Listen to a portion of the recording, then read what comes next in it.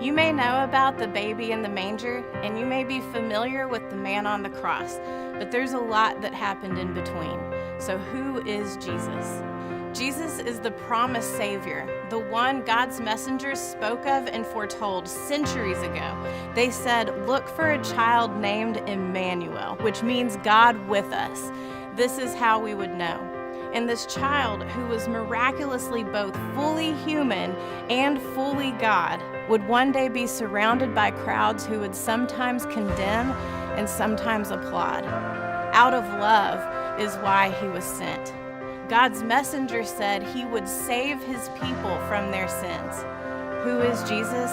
Jesus is the man whose ministry started with a bang. As he was baptized, the heavens opened up and a loud voice proclaimed, "This is my beloved Son, in whom I am well pleased."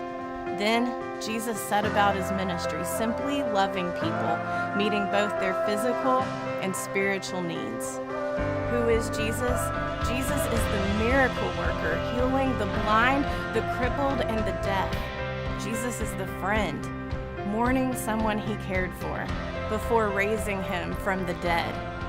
Jesus is God, knowing full well what his future held. He's the perfect lamb, the required sacrifice. It wasn't for his sin that he died, but for yours and mine. Who is Jesus? Jesus is the teacher who taught his followers to love without condition. In his birth, life, and death, love was always his mission. Jesus is the leader who asked his followers, "Who do you say that I am? Teacher, healer, sacrificial lamb?